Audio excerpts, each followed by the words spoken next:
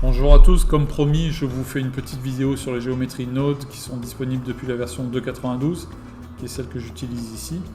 Donc on va commencer par créer un plan. Les géométries Node sont disponibles ici, donc dans les paramètres de Viewport. Vous avez un nouveau ici nœud qui s'appelle, vous avez Animation Node qui est apparu avant, et là vous avez Geometry Node. Mais pour que ces géométries Node s'appliquent, il vous faut une géométrie. Donc on va ajouter un plan, donc Shift A Plane. Je vais multiplier sa taille par 2, donc je fais S2, entrée. Ensuite, je vais passer en mode Edit, touche Shift, clic bouton droit, Subdivide. Ici, je vais faire CTRL Z, pardon. Subdivide, ici, je vais faire un x15. Je vais faire un fractal. Je vais lui donner un petit peu de relief. Voilà, fractal. Pareil bien. Shift Tab pour sortir. Clic bouton droit, Shade Smooth. J'enlève le mode transparent. Voilà, c'est un peu rugueux. On va lui donner un petit subdivision surface. Voilà, et là c'est parfait. Donc on a un terrain qui est assez sympa. Je me mets en mode caméra en appuyant sur la touche 0. Voilà mon terrain, ça paraît aller sympa. Donc ici, je vais maintenant créer les cailloux qui vont me permettre de les diffuser. Donc je vais créer une collection en fait. Donc, je me remets en mode libre.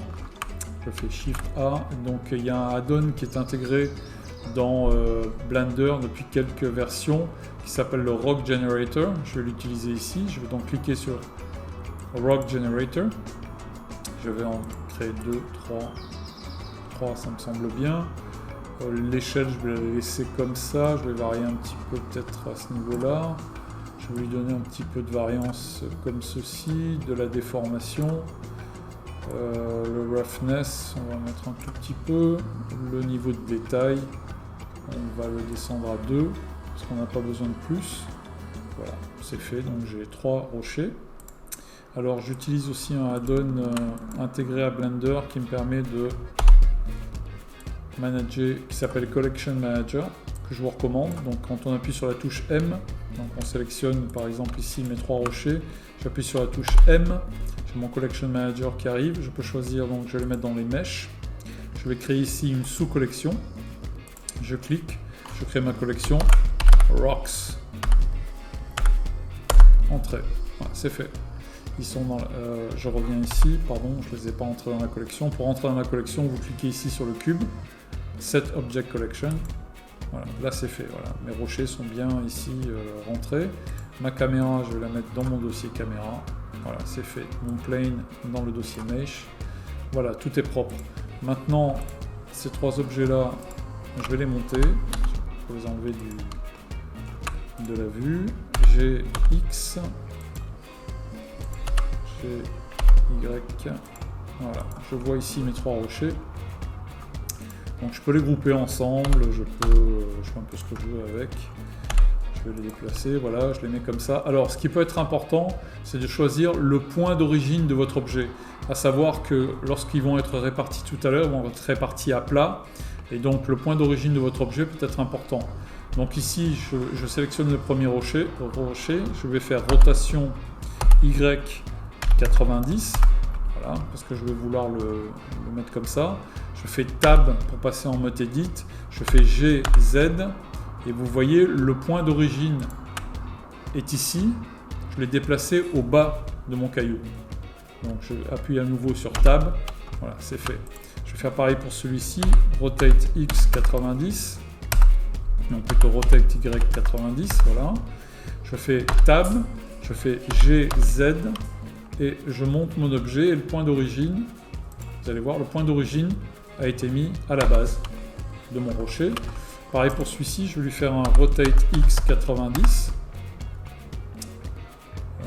Rotate Y plutôt 90, ouais. Il y a un autre Rotate X 90, non plutôt 180, voilà, Rotate X à nouveau, je peux finir à la main. Rotate Y, voilà, ça peut être bien comme ça. Donc voilà, ma collection est créée, mon terrain est créé.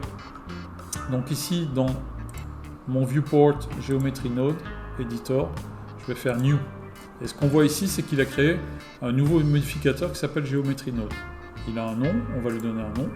Moi, je vais l'appeler Caillou, tout simplement. Voilà, Caillous, je sais plus si Caillou, il bouge ou genou. Voilà, ça prend un X. Voilà.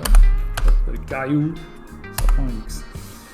Donc, j'ai ici une entrée et une sortie. J'ai un groupe input et un groupe output. Donc la première des choses à faire, c'est de faire Shift A et de rentrer un géométrie, join géométrie. On le glisse tout simplement entre les deux et il s'attache. Donc ça, il vous faut, si vous ne l'avez pas, il vous faut Node Wrangler qui est aussi intégré à Blender. Vous allez dans Edit, Préférences. Donc je le montre, mais normalement vous devriez déjà le savoir. Préférences. Je vais dans Add-on. Je tape ici Node, j'ai mon Node Wrangler, je l'active, c'est tout ce que j'ai à faire. Voilà, donc moi il est déjà activé. Donc ici, voilà, première étape, un Join Geometry. Deuxième étape, un Point Distribute. Point Distribute, je vais le mettre ici, je ne le raccorde pas, je le mets ici. Je vais raccorder la géométrie sur la géométrie. Ça, c'est la première chose. Et ensuite, je vais faire un point instance. Voilà. Que je vais raccorder ici la géométrie, là, la géométrie. Point instance, je vais venir lui dire ici, qu'est-ce que je veux instancer sur la surface. C'est-à-dire, qu'est-ce que je veux distribuer sur la surface. Donc, je viens avec ma pipette ici, je peux choisir directement un objet. Vous voyez. Mais là, c'est pas le cas, on va choisir une collection. On va choisir la collection qu'on a créée tout à l'heure,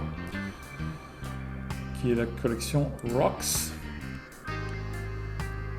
Voilà, et on enlève Wall Collection, ce qui permet de le distribuer sur la surface. Donc ici, ils sont un peu empaqués.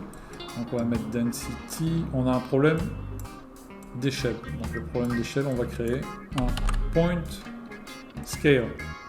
Je vais mettre ici et je vais passer en mode vecteur. Je change mon échelle et rien ne se passe. Pourquoi? Parce que Point Scale doit venir juste après le Point Distribute. Donc je vais faire Shift D, je le mets ici. Je reviens sur le Point Scale que j'avais mis par erreur à la fin. Je fais CTRL X. Voilà, ça permet de l'enlever et de rétablir la connexion. CTRL X. Donc ici, j'ai ma distribution, j'ai mon scale, je vais pouvoir le descendre. Je peux l'augmenter, le descendre, je peux changer la taille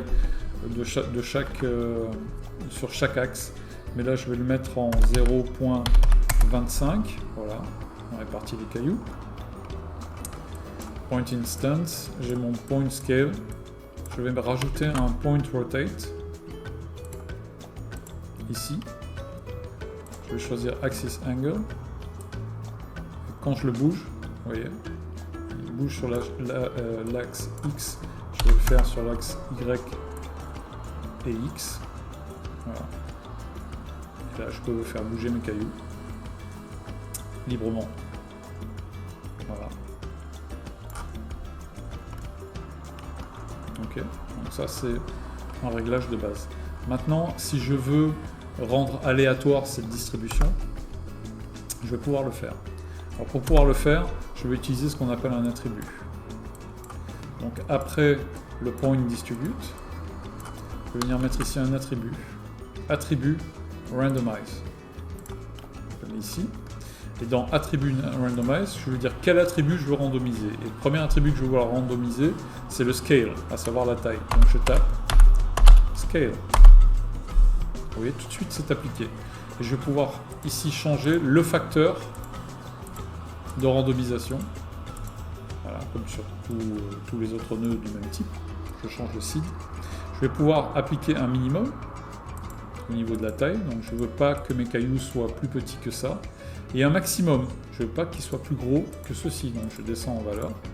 Voilà, c'est fait. Je peux continuer à modifier ma densité ici, ça pose aucun problème. Voilà. Mais maintenant, ma taille est ici gérée par mon attribut randomize. Donc ici, si je veux maintenant, je peux supprimer le point scale. Je fais CTRL X, CTRL Z. J'ai dit une bêtise. Ne le faites pas.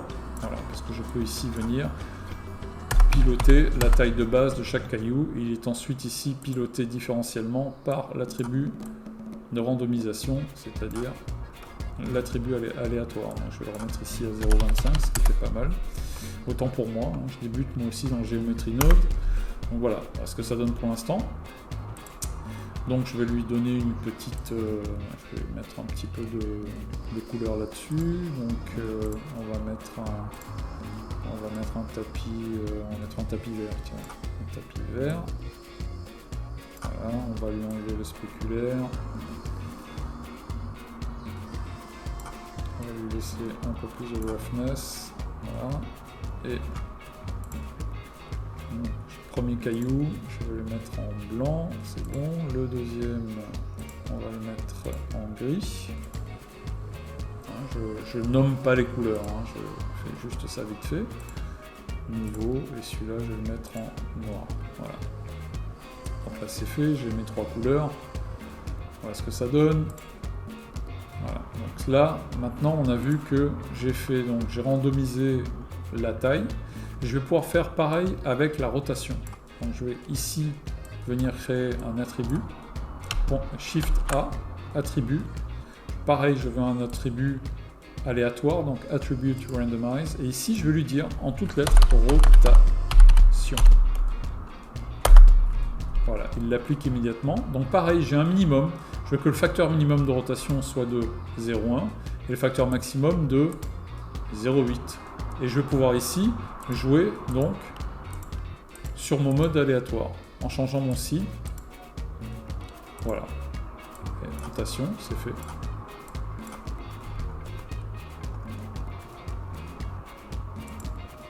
Et là, pareil ici sur le point instant, vous pouvez un petit peu changer le facteur de distribution de l'instance, c'est-à-dire les cailloux. Donc je vais venir ici remplir mon tapis avec des cailloux. Je vais changer le signe. Voilà, je vais faire 25. Voilà ce que ça donne. On jette un petit coup d'œil en mode cycles. Voilà, je commence à avoir pas mal de cailloux. Alors il y a une autre option qui s'appelle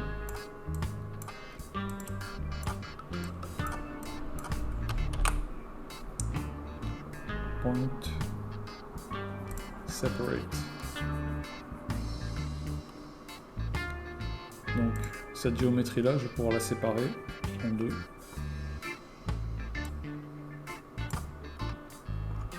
Et rajouter ici un autre nœud si je veux derrière.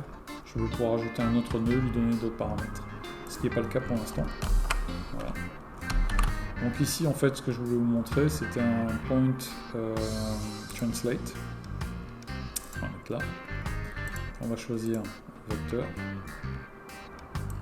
On va choisir 0,5. Donc rien ne se passe, ce qui est normal. D. Je vais mettre ici. Et le voilà. X. Donc en général si vous rajoutez un point, faites-le juste après le point de distribute. Donc là j'ai un vecteur qui me permet de séparer de ma surface, en fait la surface sur laquelle j'ai créé le Geometry Node qui est le plan et les objets sur lesquels les objets que j'ai posés, les objets que j'ai posés sur ce plan. Je vais descendre ici à 0,1. Je vais pouvoir régler finement à combien je veux séparer en fait mes éléments par rapport à ma surface. 0,05. Et si je veux pas qu'ils pénètrent dans ma surface, pour faire un réglage fin, 0,075, voilà, c'est bon. Voilà.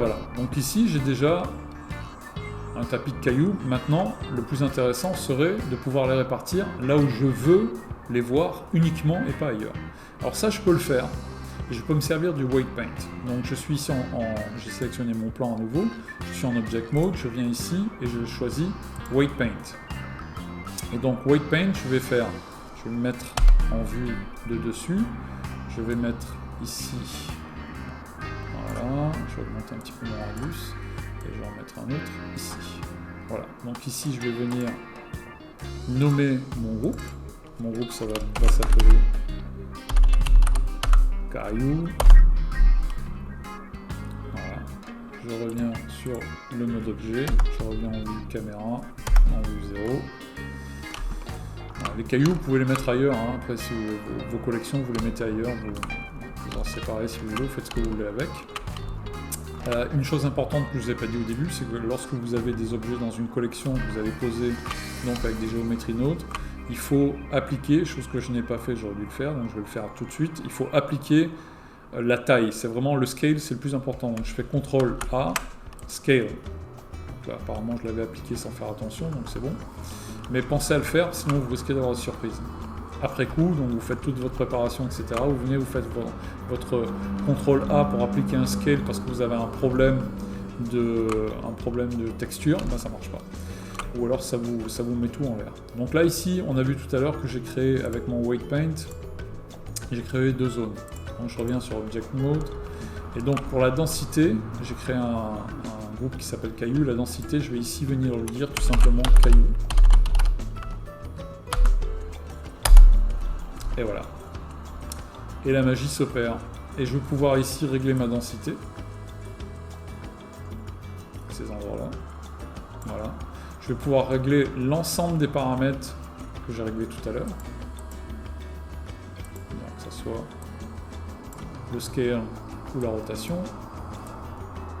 Voilà. Ok.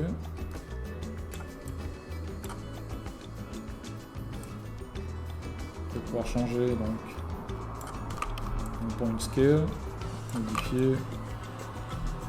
Voilà. Faites ce que vous voulez après. Voilà. Et donc, ça donne ça. Sachant que en général, sur le peu de fois où je m'en suis servi pour l'instant, je ne me suis pas servi du tout du point translate parce que sur certaines géométries ça peut être utile, mais là en l'occurrence c'est pas utile, donc je vais faire CTRL X et mes cailloux reviennent au niveau du sol. Voilà, sachant que leur origine est le point d'origine qu'on a réglé tout à l'heure. D'ailleurs je vais vous le montrer tout de suite. Si je viens sur les cailloux et que je change le point d'origine, donc là j'ai sélectionné les 3 cailloux, je vais faire Tab, je fais G, Z, je descends donc les objets. Le point d'origine maintenant est au milieu de chaque objet, je fais Tab à nouveau et on voit quoi? Les objets se sont enfoncés dans le plan.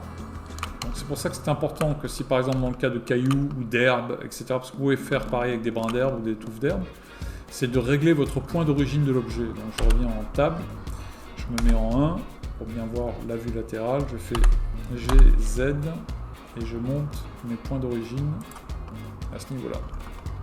Voilà. Je peux le faire individuellement aussi. Hein. Shift G, Z. Voilà. C'est fait. Si je reviens ici, ma vue de tout à l'heure. Voilà. Alors, si vous allez en Weight Paint, je vais diminuer un petit peu le radius. Voilà. Excusez-moi, je mets en mode 7, voilà, c'est pas visible en mode caméra. Je suis pas sur le bon mesh, excusez-moi. Je reviens en mode objet, voilà. Je resélectionne mon mesh, je viens en Weight Paint et je vais en rajouter, et c'est magique, je rajoute mes cailloux tout en peignant. Ça peut être de l'herbe, ça peut être n'importe quoi, parce que vous pouvez l'appliquer après à plusieurs. Voilà. Donc c'est assez succinct, c'est vu vite fait. Moi ça m'a permis de créer des graviers, un lit de gravier pour un rendu pour un client. Donc après c'est infini, vous pouvez en faire ce que vous voulez. Donc essayez de respecter cet ordre-là. Point de distribute, les attributs de randomisation, on les met juste avant en fait les vecteurs. Par exemple ici j'ai un vecteur scale, un vecteur dimension, ici j'ai un attribut randomize, je lui ai dit scale. Ici j'ai un attribut rotate, je lui ai mis un attribut de randomisation, c'est-à-dire de distribution aléatoire, je le mets juste avant et je lui donne l'attribut rotation. Voilà, et à la fin, je peux mettre l'instance à la fin, et je choisis collection ou objet. Donc quand je choisis collection, je choisis ma collection. Surtout ne mettez pas wall collection, si vous mettez wall collection, ça donne ça. D'accord ? Ça peut être utile pour certains types. Mais en l'occurrence, pour cette application-là, c'est pas utile. Voilà, donc j'espère que ça vous servira. Donc vous avez votre Geometry Node qui est créé, vous pouvez le retrouver ici dans vos modifieurs. Vous n'êtes pas obligé d'appliquer vos autres modifieurs, ça fonctionne très bien comme ça, c'est très léger. Ici, si je viens, je vais vouloir réduire un petit peu, je sélectionne l'ensemble de mes mèches, je vais vouloir réduire un petit peu ma géométrie. Donc ce que je vais faire, c'est que je vais faire un... D'abord, je vais voir si tout est propre, c'est propre, je vais faire un Limited Dissolve. Voilà, déjà pour commencer. Ça réduit un petit peu mon weight paint, mais c'est pas grave. Donc j'ai réduit un petit peu ma géométrie. Je vais venir ici sur mes cailloux, je vais voir ici qu'est-ce qui est appliqué. En fait, le subsurf, je vais en enlever un peu. Pareil sur celui-ci. Sur celui-là, non, peut-être pas à ce point-là.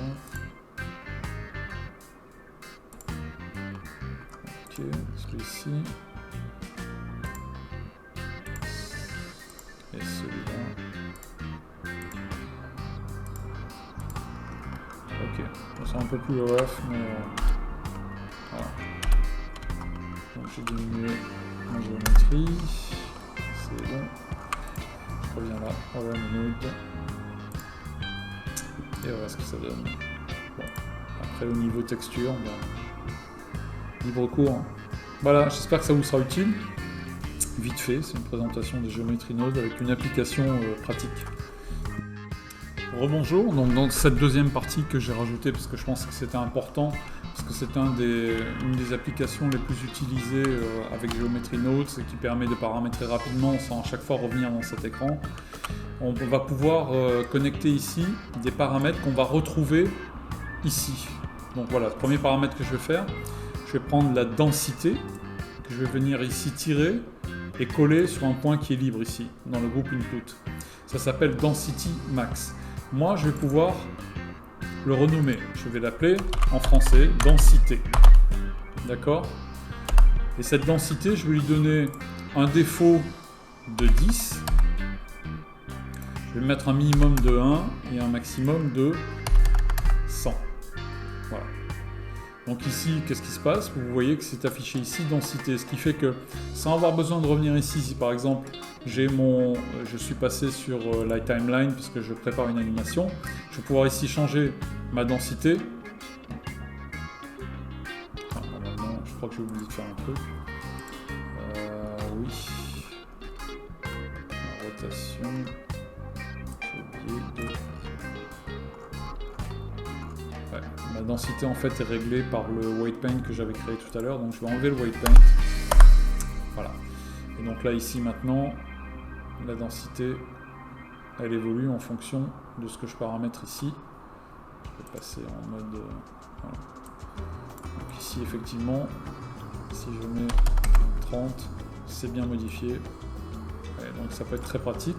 Par exemple, je vais en mettre un autre qui est... l'attribut randomize, je vais choisir le seed, ou est-ce que je peux, attendez, je vais voir si je peux utiliser autre chose. Je vais utiliser par exemple le point rotate, l'angle de rotation, donc je vais prendre ici l'angle, je vais le rajouter sur le connecteur ici, et je vais l'appeler, ici, je vais l'appeler angle rotation. Angle rotation. Entrée. Ici, angle rotation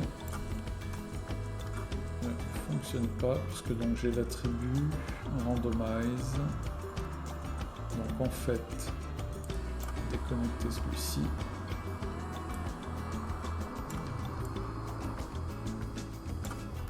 D'accord. Donc je vais venir ici. Le minimum, le maximum. Excusez-moi, c'est la 4e ou 5e fois que je me sers des Geometry Node. Donc le minimum, le maximum. Donc là ici je vais l'appeler rotation minimum, défaut 0,1 et max, je vais l'appeler rotation max. Voilà. défaut de 1. Voilà. Donc ici, je retrouve ici ma rotation mini et ma rotation max. Voilà. Je pourrais aussi rajouter au niveau de l'attribut de rotation, je viens ici le seed qui me permet de changer la distribution aléatoire. Et donc seed, je vais l'appeler rotation aléatoire. Et ici donc voilà, facteur aléatoire de la rotation avec mon minimum, mon maximum. Voilà, l'angle de rotation, je vais l'enlever celui-ci parce qu'il ne sert à rien. Angle rotation, on vient ici, on fait moins. Donc rotation minimum, rotation maximum, la densité. Voilà. Ça permet donc, comme je vous le disais tout à l'heure, quand on est sur un autre écran tel que la timeline, de pouvoir changer live, en direct et tout de suite. Voilà, ma densité, ma rotation, minimum et maximum, et mon nœud aléatoire. Faire varier cette rotation. Voilà, donc c'était vite fait un complément à la vidéo que j'ai postée tout à l'heure. Voilà, à bientôt.